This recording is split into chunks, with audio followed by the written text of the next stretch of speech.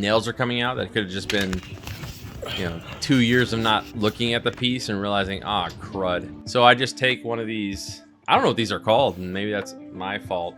I take one of these little nail puncharoonies, and just kind of push the nails down so that I can, you know, continue to work on this. Off camera, I will do a little bit more here to just kind of seal that up.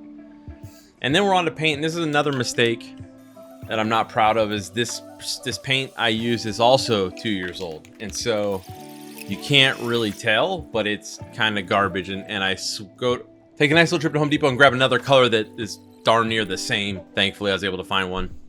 So right here, it's done. It's been a couple days. I should have put another day later sign here. But you can see the black inside I talked about there. And now I'm taking it off, and boom, another mistake.